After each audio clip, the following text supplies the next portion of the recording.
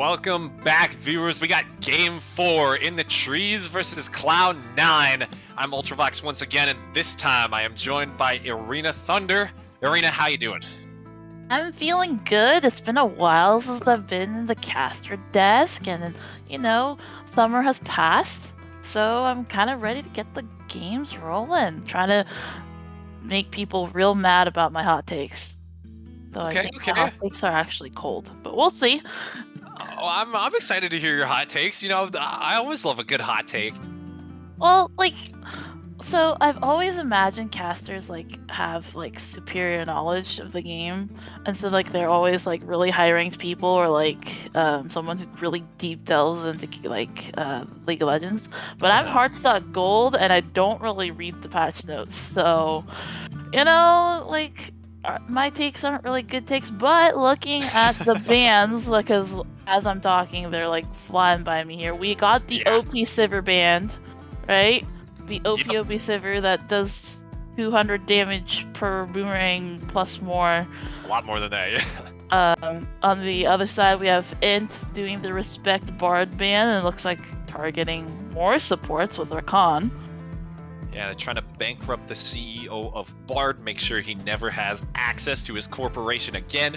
A true tragedy for the end of time, and they're going to have Trundle to finish off the rest of their band, so it's done. Sejuani comes out from Cloud9 as well, taking that signature pick away from Bow Explode. And that's a still lock, baby. Woo! Oh my goodness, that is a very fast lock-in.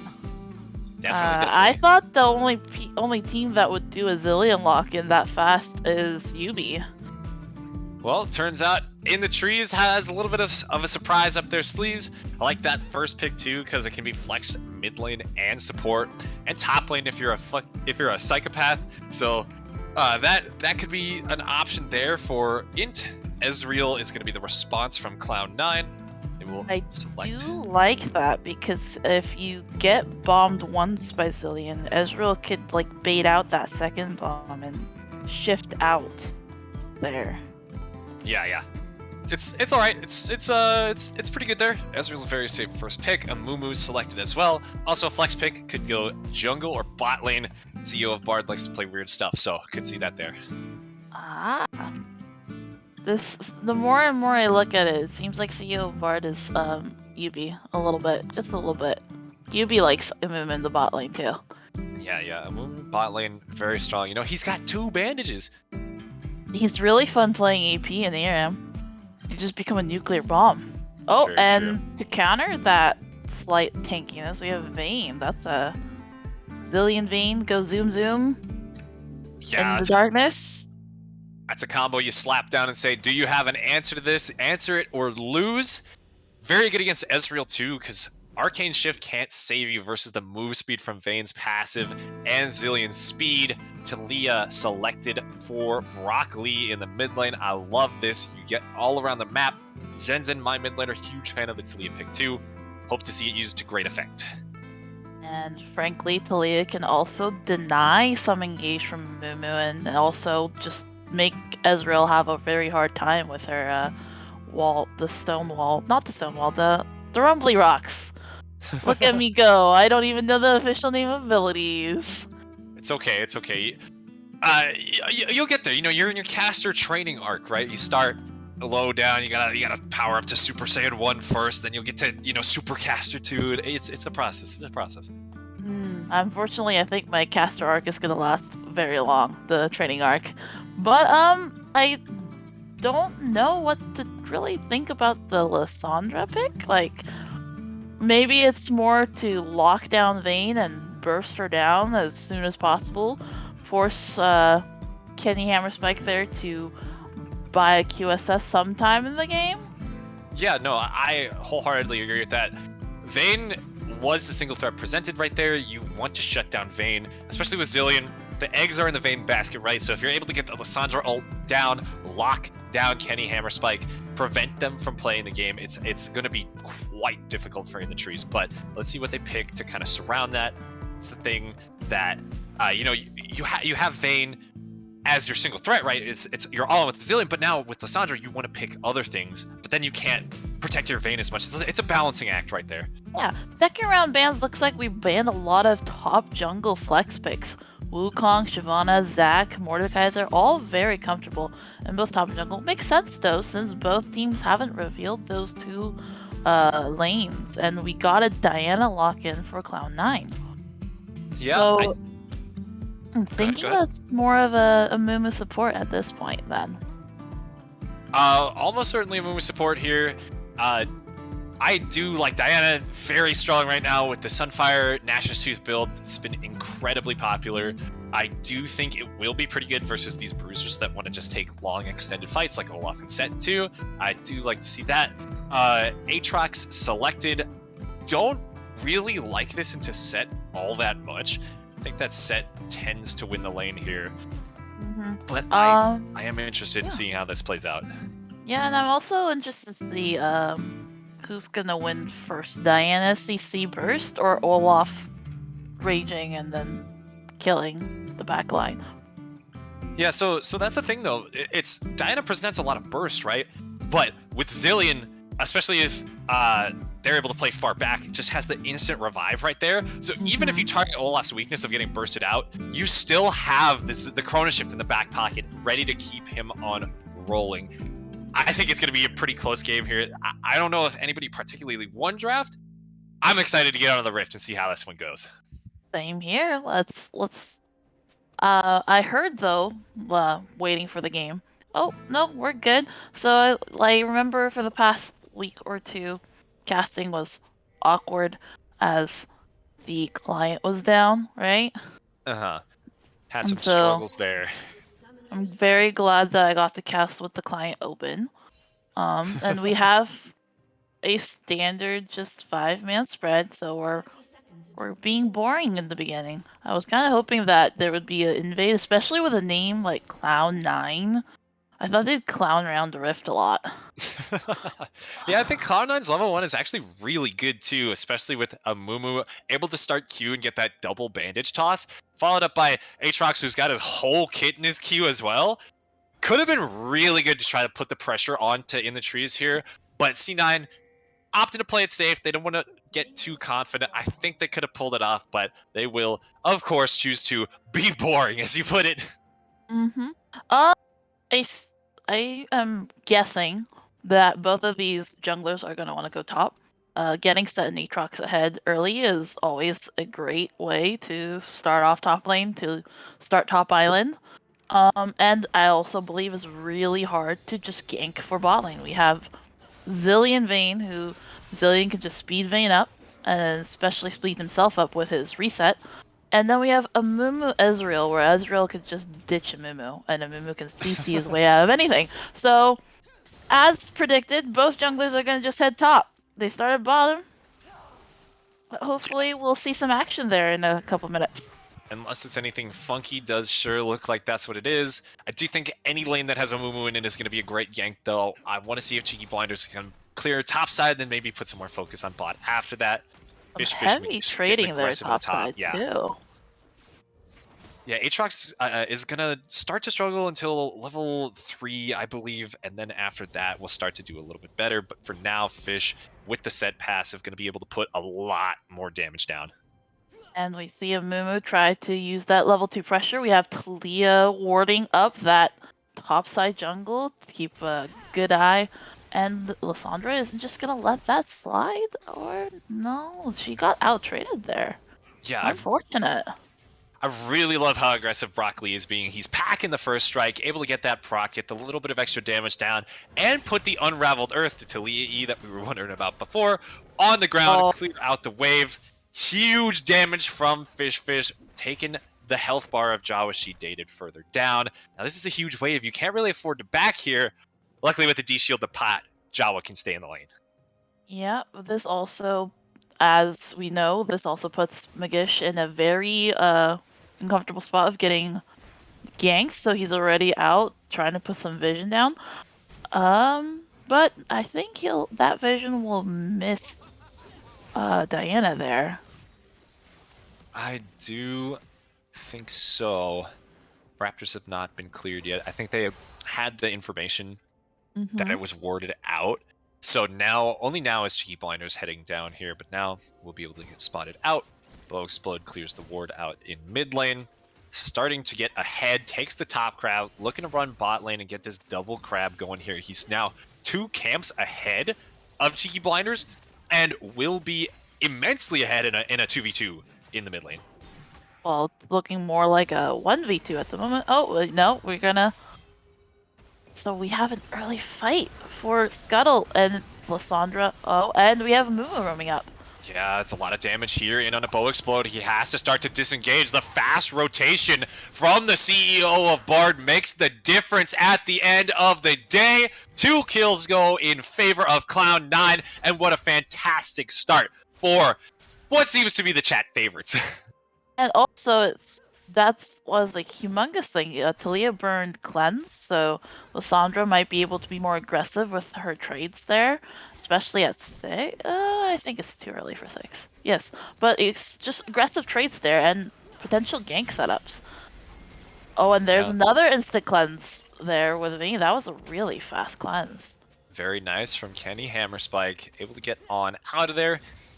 A little bit of pressure put in by Cheeky Blinder, but we just taking the back here. Hasn't reset yet, and we've got Bow Explode on the map already with a Vampiric Scepter while this wave is crashing. Luckily, that's a good opportunity for the bot lane of Cloud9 to back too.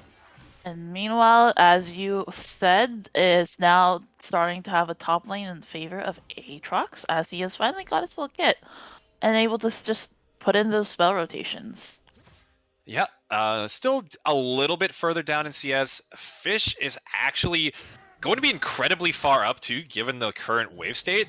That's a pretty sizable wave just pushing into him. Going to be able to be free farm too, and it's looking like a 25 CS difference this early on. It's immense.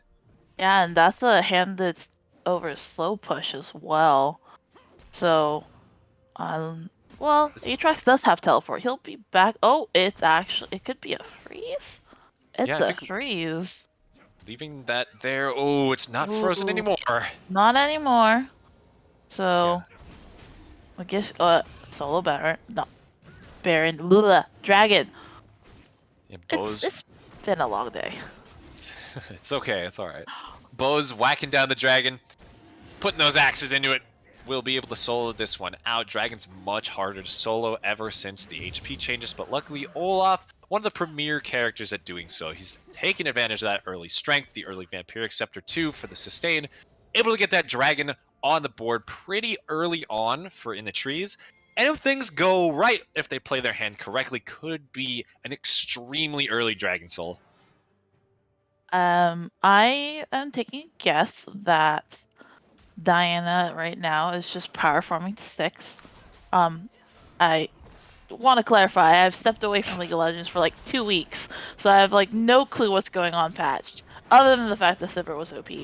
And so, I'm guessing Diana wants to power farm to 6, potentially try to gank mid or bot now. I think she wants to not be top lane anymore. Yeah, top lane's a pretty tough gank. I feel like they don't have enough damage to really take down Fish McGish before he's able to get the Haymaker off. And that could be a disaster. Already pretty far ahead, has the damage to double kill them both, especially now that Bow Explode is waiting in the wings. Might blast cone over here to look for the gank.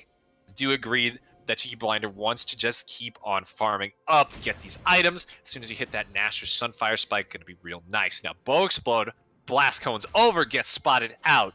Rock Lee in the river is waiting to help back him up.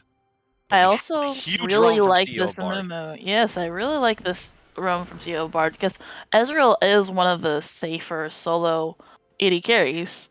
And so he's like, there's nothing happening bot lane. I'm bored. I could probably make some stuff happen elsewhere. And I'm really interested to see if In the Trees will be able to take advantage of this. Because even though it is Ezreal, you do have, 2 people in the lane versus the 1. Yeah, definitely. Now, looks like He Who Slops is starting to step out of the lane. Have to see if they want to try to contest this early Herald take. This is a classic play that a lot of teams should try to get under their belts, is the support roam to secure the first Herald. So much value while plates are still up. I really like this attempt from C9 here, but it looks like the punish might come in from the bot lane. Weaver's wall Yeah. cuts off Music Boy. The damage comes in, and it's a kill that goes over to Bow Explode, taking down Ezreal under the turret. That was a pretty clean dive, I'm not gonna lie. They Super juggled aggro very well, but they're, C9, Cloud9 is definitely taking advantage of that empty mid tower, and they're immediately dropping Bug, Shelly, to get some plays themselves. And in return, we have Olaf counter jungling. Yeah, so it's who just a lot of comes on top here? I Mr. think Quiz. I think it's in the trees because you got solo. I think solo plate gold on Vayne, and the faster Vayne can get ahead, the better. But this might spell some trouble for Kenny here. Yeah, so Yobard the Bandage doesn't get on in there. Oh, that would have been a perfect cherry on top for C9 there. I think it's really close, but I actually think it's C9 that comes out ahead. You get the early damage onto the mid turret. It's already down to 2 plates here, and a little bit more pressure could end up cracking that. I like to see the fast cracked mid turret as a way to break open the game and start taking control of the enemy jungle. That's one of the fastest ways to really just end a game is you don't let them play inside their jungle. Yeah, I totally forget about that. You see, being away from the game too easy makes you forget how miserable you feel when you can't walk inside your own jungle because your mid tower is cracked and you don't have vision. Yeah, the game is so hard to play at that point. A second Herald going mid would immediately end that turret. Could spell lots of good things for C9 here. Oh, we have some aggressive trading going on. Yeah, I don't think anybody's going to be really going down there. Both top laners only took 1 reset now. Music Boy under some pressure here. Some general poke damage, some general trading. I like that Music Boy, he's not very far down in CS. He's doing a fantastic job keeping himself in this lane despite the CEO of Bard being away for so long. Yeah, I agree. I think I'm lost for words. Usually when I see a Ezreal Vayne matchup, Vayne just kind of like hovers and just aggressively outtrades. But I'm really Music Boy is just able to like know that range distance and is willing to sacrifice some, minion XP and gold to try to maintain as small of a gold lead for Vayne as possible. Yeah, it's been tough for him too since he did get dove. So big props. Got to have strong mental in this situation. We've got now Cheeky Blinder down on the bot side. Flash forward though from Fish Magish, trying to finish off the Jawa dated. Cannot get the damage down though. Flash in response will keep the Aatrox alive and the dragon fight. Yeah, we have a dragon tussle. We'll say here, looks like both top laners have TP down. Is that correct, or is it up? TP down, right? It's down, yeah. Yeah, TP down. So it's gonna be a 4v4. I think I would be in favor of C9 here. They have a lot of good team lockdown ults, and they have Lissandra to be able to lock down Vayne. But both Talia and Vayne has cleanse up, so they do need to try and bait those out. Yeah, no, I really like what In the Trees is doing. They're trying to get this bot push and crash the wave, make C9 lose out on this bot farm while this little standoff is going on.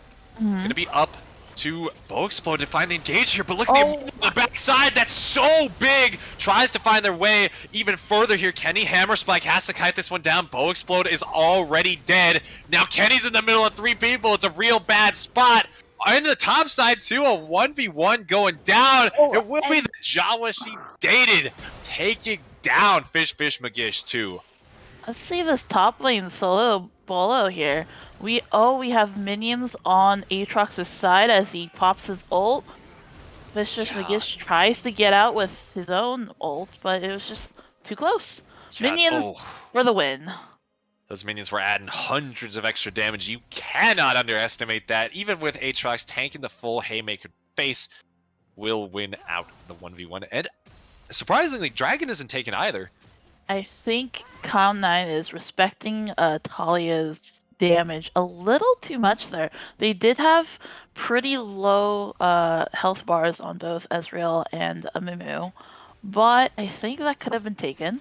But again, it's Talia first strike, almost full Loon's Echo. Maybe it's better to be on the side of caution. I don't know about that one. I would really like to see Gonza play it aggressively, use the flash and the Everfrost to maybe lock down Brock if he tries to run interference there. I think it could have been a pretty easy dragon for C9 in that moment, but they're moving back on down. Want to try it again. Diana eschewing farm, instead chooses to continue pressuring Cloud Drake, and looks like Bow Explode does the same. Yes. We had 2 of those kills fall to Lysandra, and 2 of those to Ezreal. So we got them on the 2 people for Cloud9 that needs the gold. Ezreal because he wants to do all of that heavy poke damage before any big team fight, and Lysandra so that she could just permanently lock down Vayne. Yeah, it's going to be looking pretty good in terms of the gold allocation there. It's about a 1k gold lead, so still not that far out of control. Just a slight edge in the favor of C9 here. It's the small CS leads are going to be making a difference too. It's going to be 20 in mid for Brock Lee, who's able to keep on finding these waves as these objectives are getting set up. Now the dragon is starting to get taken down. DPS put in. Explode blast cones over. He's looking for the steal. It will be secured by Cheeky Blinder, who takes down Bow Explode immediately. And Aatrox didn't even need to burn teleport. Very nice. And it's an Infernal Drake. Is Infernal Drake still, like, the Drake that people don't want? I think that Infernal Drake is a lot better now since they buffed the individual dragon values. Gotcha. Especially since the teams are going to be stacking up at least 3 of them. I think it's worth something like 9%, or I think it 6 or 9% AD or AP. It's a lot bigger than it was before. I'm not sure the exact number. Alright, so we have some tower damage on the bot side for Cloud9. They are definitely just poking around. Where do you think the next play will happen? I think there might be a fight for second bug. I know it's less value, but currently, Cloud9, if they get bug, they can easily crack mid tower. Yeah, I wholeheartedly agree. Been a while since the junglers were in the top quadrant as well of their own jungles. Starting to get up there and clear those camps out. That's been a long time coming.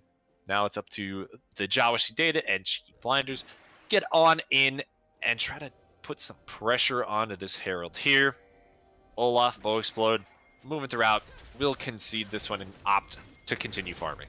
I'd like to note that there is still a roughly 20 CS lead for Fish Magish in the top lane. So even if he lost that 1v1 top fight, the gold is still slightly in his favor.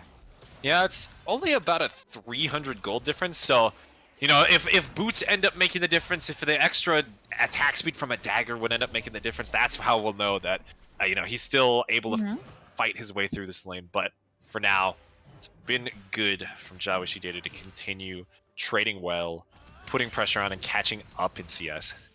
So I got a hot take from the community that Aatrox, a build that Aatrox could probably try and go with, to be a hipster build, that was the quote, would be Stridebreaker.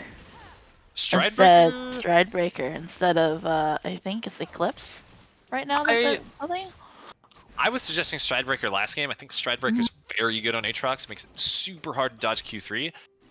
Eclipse is also gaining a lot of popularity. People swear by it. I think I saw Orphic in the chat saying something about it, and I do like it this game. There's not going to be a whole lot of armor. You have Zillion as the support. There's no tanky member like Leona. Olaf has gone shield bow. Not a real tank bruiser frontline build. Instead, it usually likes to build Blade of the Ruin King first, which will now be completed to follow it up with a bruiser mythic. So still not a whole lot of armor coming. Eclipse could be really nice to have. Yeah, now we've got Cheeky Blinders finishing off the Nash's Tooth as well. Going to be working towards that Sunfire Cape, getting that feared, hated, and loved, depending on who you are, Diana build. Eye of the Herald in the back pocket, ready to go too. Could be cracking off this middle turret, like we were saying before. They're rolling up on a broccoli. Instant cleanse, but the ult cleanse in return. And a flash in return. And Vayne looking to try and punish this roam, but in the end can't really do it because Ezreal just shifts out of the way. Under tower. Only because it was under tower. Yeah, I think that the wave has been in a very tough spot for Kenny Hammerspike to try to run down Music Boy. You need to position it so it's a lot closer to you, and then use Zillion's speed to kind of ignore his shift, keep on running past him, and eventually, just put the damage on before he's able to get to his turret. You know what I'm saying? Yeah, but on the other side, I think Kenny Hammerspike is feeling the pressure that, hey, if this is a Ezreal only lane, I should try and get tower. I think that they're not putting enough damage on the tower then. They're not auto-taking it that much. They're just pushing the waves to the turret, and that leaves it to be extremely easily CS'd, especially by Ezreal, who's able to just use the Q as a second auto attack and continue farming up those minions just like normal into the turret. See, that was my entire plan. I wanted to make sure you sounded smart. Yeah, I got you. See, that's what casters do. We're here to elevate each other, right? Of course. Alright, so next fight would be Dragon, and it's like roughly a minute. We're seeing Cloud9 trying to get a pick early. Yeah, and they succeed. coming in. It's going to be Brock dropping super low, burning Lee tonight. The auto attack from Gonza will do it. Brock Lee caught out once again by the bandages. Now the 4-0. Gonza moves with the rest of their team towards the Dragon. We'll put 2 on the board for C9. Yep, C9 still has teleport from Aatrox, but I would like to say they burned 2 huge ults there, both Amumu and Lissandra. So there could be a slight chance that if in the trees band together in time, they could try and steal this dragon. But in the end, it's just a handshake. Yeah, it's a long shot to steal that one. Get the 900 damage smite. Support Zillion bombs aren't doing that much. Meanwhile, on top, there's the damage coming in. Haymaker does it. Flash is way too late there. W2D2 is playing on the edge. Already had the World Breaker popped in an earlier engagement, and now the Herald comes out in mid. Will be taking down the turret. I think this is a wonderful opportunity for Cloud9. Mid tower's open. That means the enemy jungle is open season to start warding and hiding. And it is Infernal Drake map, meaning less bushes. But that still means they have more places to ward, more places to try to catch in the trees off guard and just pick someone off. Exactly, yeah. And we've seen the CEO of Bard. He's not opposed to roaming. I want to see him get all the way in there, all the way around. I like what Kenny and He Who Slops tried there with the speed. That's pretty much what you want to be doing, but a little bit too late for the laning phase. I want to see CEO of Bard, continue getting on out of there, get out of dodge, get in the jungle. So if, let's say this is the waiting game and we go later and later into the game, who do you predict will have, wiping summoner names off? Who do you think which team would win here? So, I really like the prospect of having Vayne on your team in this situation. I think that if you're able to bait out the Lissandra CC, you can kind of receive the Diana ultimate really well with Condemn. You also do have Cleanse to deal with Lissandra CC. It's the damage that's going to be the issue. If you get lit enough, I do tend to favor Vayne teams. I think it's going to be pretty good. I don't know if C9 is putting enough of pressure onto in the trees to really close out this game using the mid-game power spike of Ezreal and Lissandra. They got to be more aggressive here. I would like to maybe see a different lane allocation at this point. Maybe we send the Ezreal mid and Lissandra to the bot side. Not 100% sure. Yep. So keeping in mind, we do have both dragons on Cloud9, so maybe that's their ticket, is to be able to get Elder Drake into their pocket. Well, no, they do. In the trees does have Earth Drake. I forgot that they had Earth Drake. Yeah, they're just one dragon down, which isn't the worst spot to be in the world. But maybe, sorry. But maybe Cloud9's way into kind of going over that slump of after their mid game into late game is to have 4 Drakes. Sure, absolutely, yeah. Gonna be brutal with Ezreal's poke damage as well. I want to see if they're able to keep on maintaining their dragon stacking. I think that they've been doing really good about getting to the objectives early. Good on them. It's textbook. Keep on doing that, and they might be rewarded with the soul. Now here's Fish Magish in a tough spot here. Cheeky Blinders is alongside the Jawa she dated, putting the damage on. into the alcove, blast cones to save. Flashes out. Flash goes out, knocked up by the Qs, and will go down. A cheeky blinder is well done. Take down the top laner, and they will probably be rewarded with this turret unless Boexplode has something to say about it. Now, I have had the privilege of sitting in the trees lobby, if I remember correctly, because I did get to ref for a previous set. But I did get the privilege of sitting in Cloud9's. And not to give anything away, but this is a super chill, super relaxed group that has tons of fun playing the game. And they're just having the time of their lives. Like, if people have read the FOF issue 16, I believe, where they were introduced, they explicitly said that they were like a group of friends that just want to have fun and in a league, and definitely being able to send their team chat, definitely felt that. Dude, that's awesome. You know, I love to see that. I love to see people just having fun while you're playing the game. Love to see friends, you know, taking part in the FOF community. It's super, super great. It warms my heart. I'd like to say that Amumu built Even Shroud, so he's gonna get extra value of being CC'd and CCing others. And I think in the trees is now starting to be like, you know, laning faces, let's just be over with laning face. Let's fight. Yeah. Ooh, pressure given up by Lissandra means that there's an engagement on a cheeky blinders looking for the showstopper angle here, but there's the curse of the sad mummy. Chrono Shift comes out, Lissandra's in the tomb, and Boexplode is uncontested. Kenny Hammerspike as well, kept safe by the Zillion ultimate, starting to take over this fight. It's a complete obliteration by In the Trees here. What a turnaround. Let's look at this fight. So we, In the Trees, decided that maybe it's their turn to engage, and it's better for them to fight on their terms. Set goes on to Diana, and as Diana leaves, gets onto Lissandra. Immediate drop Zillion ult on Vayne so that Vayne can be confident to be able to just continue to use her movement and ult to kill, and it just turns into just a split fight as Set was just willing to go in and use his health bar. Yeah, super well done from In the Trees. They saw their moment, they took it, knew that the Jawa she dated wasn't there, and immediately went aggressive. I think that as soon as Gonza put the claw over the wall into the red side jungle, that really spelled the moment that Fish McGish took advantage of, just sprinting straight on in and grabbing the Diana. So very well done from In the Trees. Played extremely well, and now they've got two turrets starting to collect this gold, starting to put it back in their pockets, closing up this gap entirely at this point. And yeah, now 2 dragons to 2 as well. I'd also like to point out that even though CEO Bard tried really hard to lock down Vayne, the fact that Fish McGish was able to go in and start dealing with Diana and Lissandra, who are kind of like their dive liners, gave Vayne free reign, gave Kenny Hammerstrikes free reign to just zero in on Ezreal. And so In the Trees want to split these fights up so that they could just have Vayne do her thing and wait and get Vayne to, you know, kill their carries and be able to help if need be.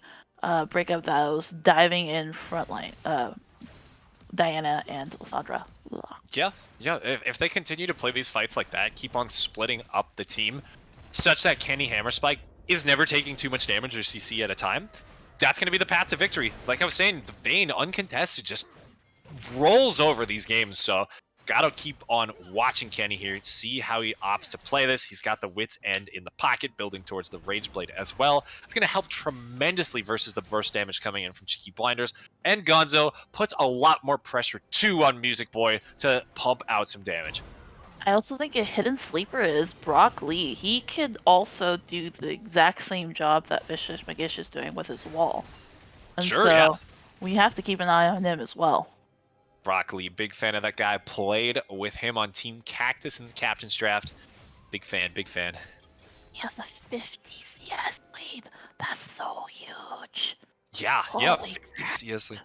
You know, doing so good. It all makes the difference. He's finding these opportunities to collect waves while the teams are setting up for objectives, and it's such a good skill. You want your wave to be pushing so that if you're able to stall out an objective fight, the enemy team is always losing CS, and it's working so well for him as showcased by the lead you just pointed out. Yeah, I think I need to subscribe to his laning course. I think I heard a rumor that he does one, doesn't he? Dude, I don't know. DM him. Ask if he does. Might be down. I don't know. That would be Yeah, I super might cool. just like drop into his DMs like, "Hey, dude, could you show me how to like collect all the farm?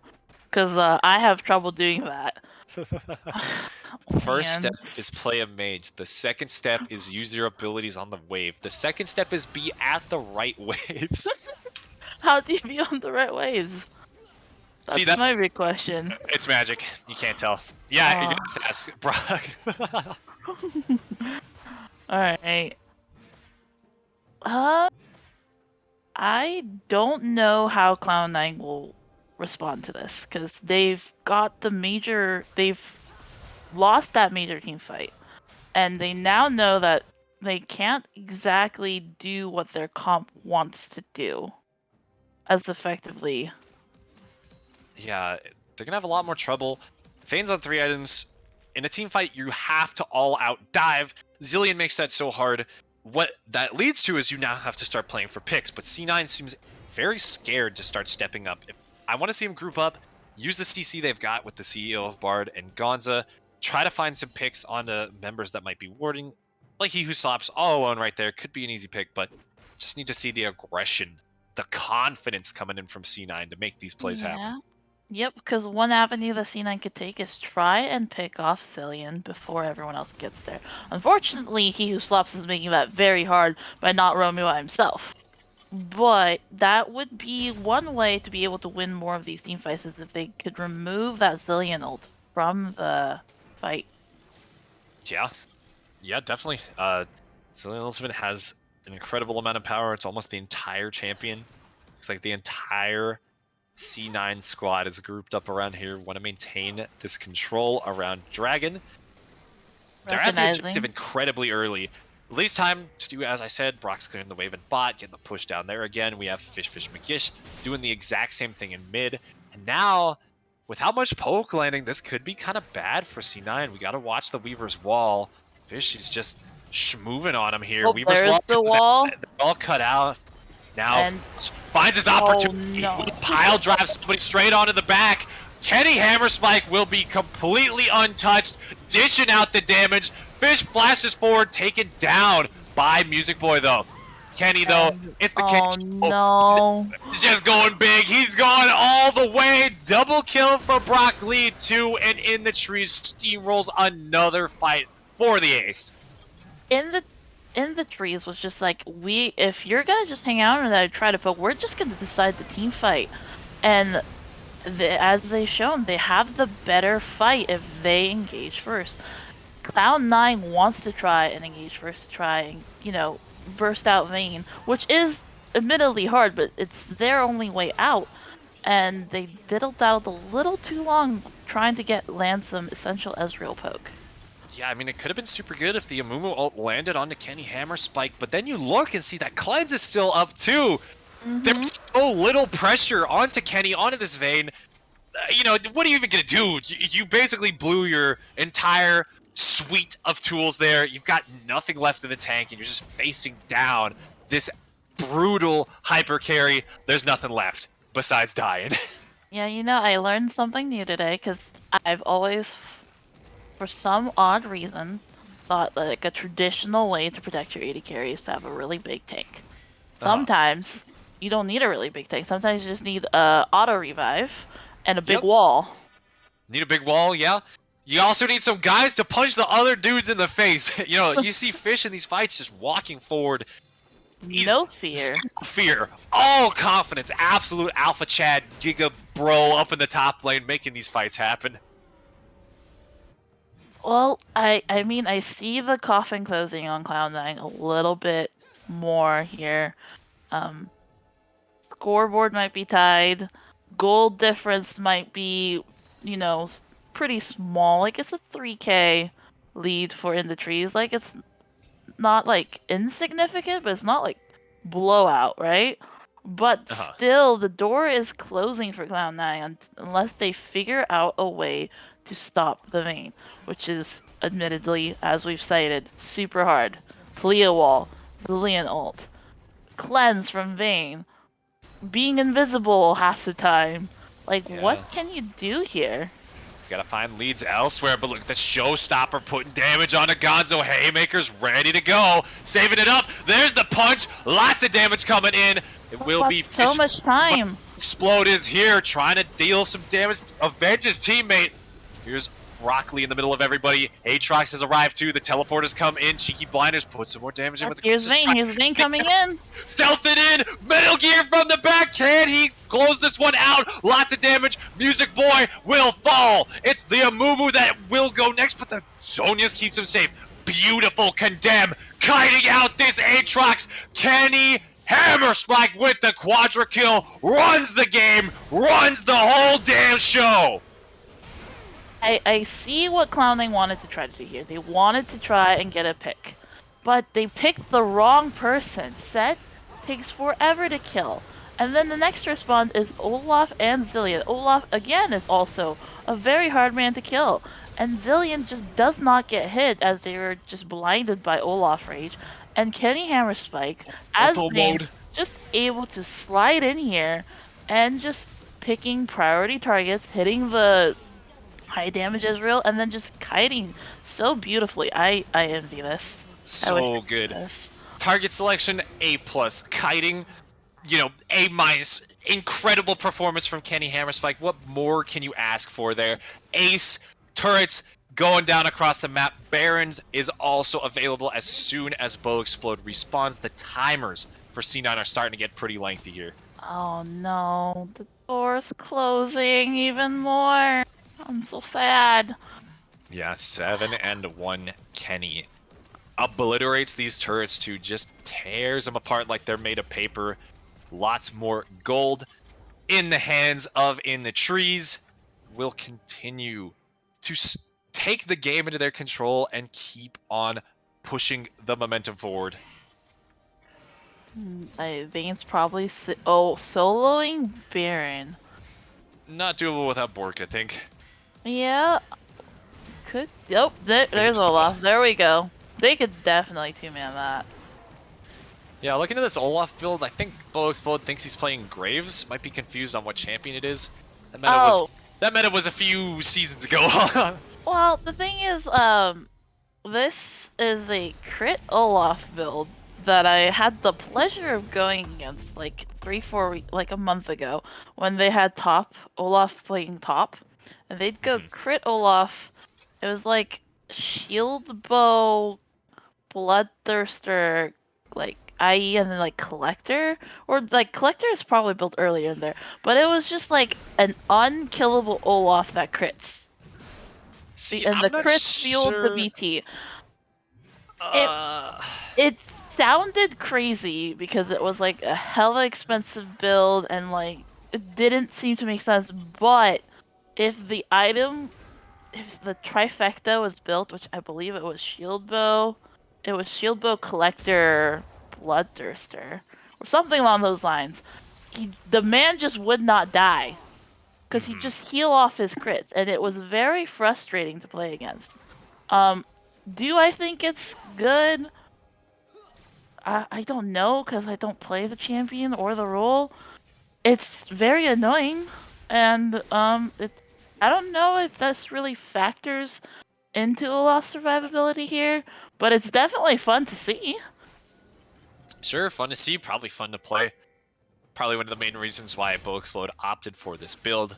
See how it plays out for this dragon fight, whether or not he's going to be able to find these huge crits. Look at Brock in the backside on the minimap, lining up this Weaver's wall. They are going to sniff him out, though. The wall comes in, and now Bow Explode is going big, combined with Fish Magish. They've got them all grouped up. It's Fish in a barrel, and Kenny Hammerspike is shooting away. Bow Explode with the triple kill. In the Trees once again crush the team fight. I'd like to point out, Cloud9 was trying a new avenue. They saw that the In the Trees was trying to fight, and they saw Talia separate. So like, well, last time we tried to turn it to the 4, let's try to turn it on the 1. Unfortunately, Broccoli was very slippery, and Fish Magish took that as a green light to charge in like the Alpha Chatty was. and that's the end of the Absolutely. game. Yeah. Alpha Chad top lane jungle duo from In the Trees. Metal Gear Solid Secret Agent Solid Snake in the 80 carry role. In the Trees truly have it all. What a blowout game for them. It looked a little spicy. It looked like Cloud9 was going to start, but they just did not put enough pressure on the hyper carry Vayne. And eventually In the Trees was able to protect Candy Hammer Spike and just take over the rest of the game. Yep. I will be doing it for us today. We hope you in the audience enjoyed this game 4 right here. We will be back next week for more heroic action. We will catch you guys next time. Thanks for watching. Bye. Oh, interview. I forgot the interview. Yeah, that's coming up next. Interview's next. Then we'll have more heroic next week.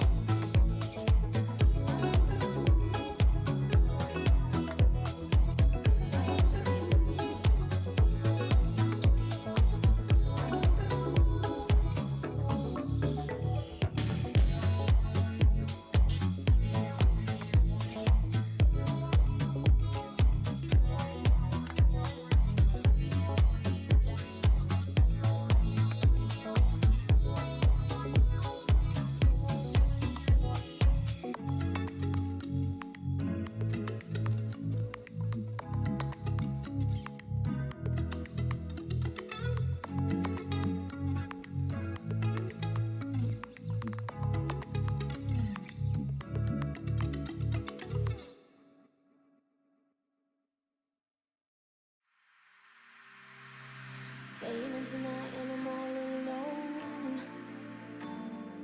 Feeling okay, then you hit my phone. Saying, babe, wanna meet up? I'm in the club, but I'm done now. Can I come up? Saying, of course you can come by. I don't know why, but you're sunshine. Oh, you're alright. Oh, you're alright. I'm gonna shut my mouth when you say what's on your mind. I can see the pain in your eyes. First I'm left, then I'm right. Don't know how to keep my calm. Baby, don't you tell your lies.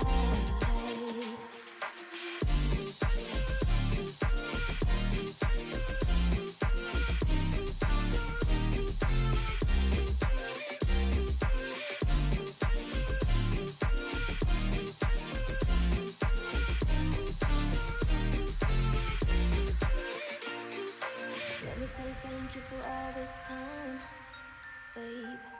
I've been living every time I could call you mine. I don't know why I'm being the one feeling stupid. I'm feeling stupid now. So now it's time for the goodbyes. Everything dies for the sunrise. Oh, you're alive. It's time for the goodbyes. Everything dies for the sunrise. Oh, you're alive. Oh, you're alive. I'm gonna shut my mouth when you say what's on your mind. I can see the pain in your eyes. First I'm left, then I'm right. Don't know how to keep my calm. Baby, don't you tell your lies.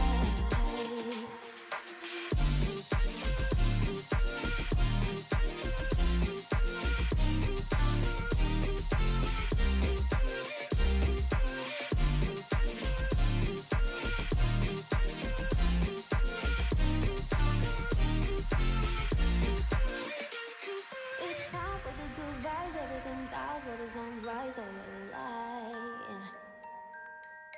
Oh, you're alive.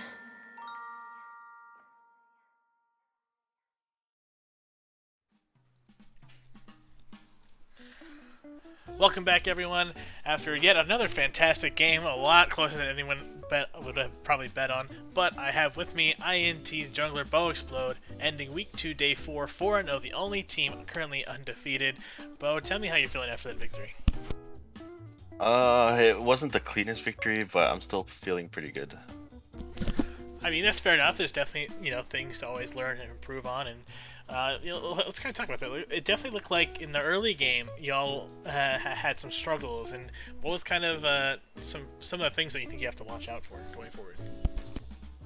I think we had a really good draft, so I think we played a little reserved, and we were not on the same page for a few like skirmishes in the beginning, and that led to like bad team fights and giving over some kills and then bleeding for a bit.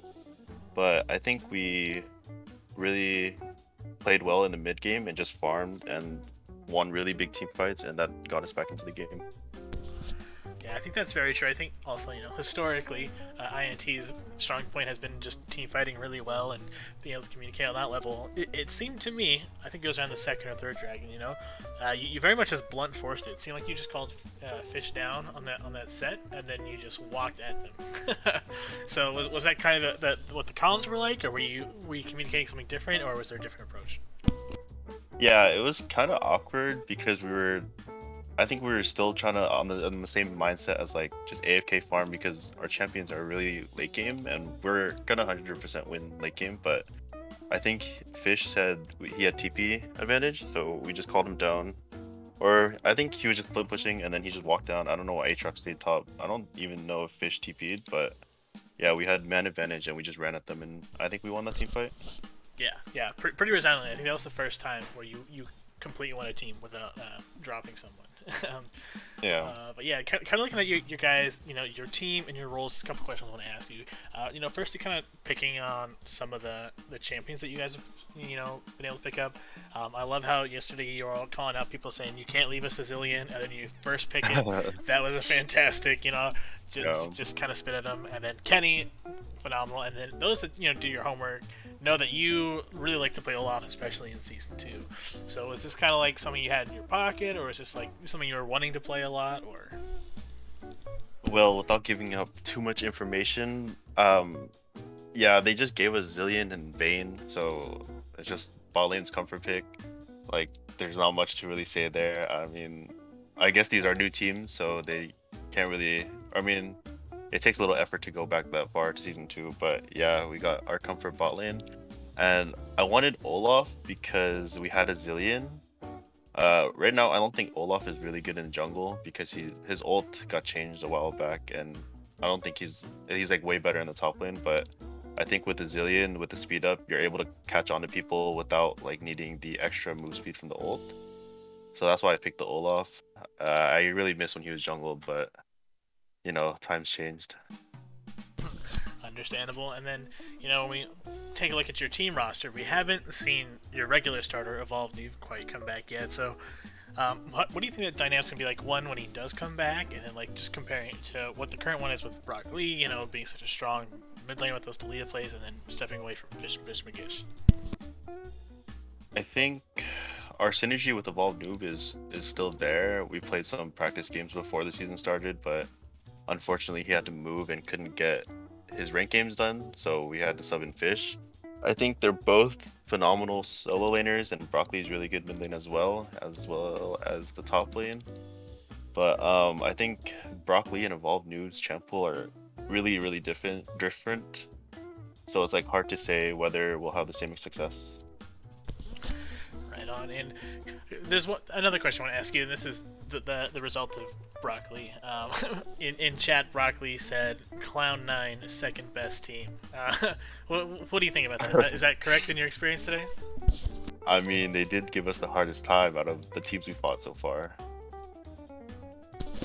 Fair enough. Well, definitely looking forward to see, as teams keep stepping up and things change and people start to learn these other habits and what they can expect from the teams. It's going to be great. That was only week 2. We've got a lot to go left in the season, 5 more weeks of regular season, and then we're going to go ahead and be stepping away. This is the last broadcast for tonight of the week. We'll be coming back next Thursday with week 3 of Heroic. Plenty of content you can check out on our Discord, on our YouTube channel, and just interact with our players there as well. Thanks for your time, and we're going to go to an intermission, and then we will see you all next week. All right. You work very hard.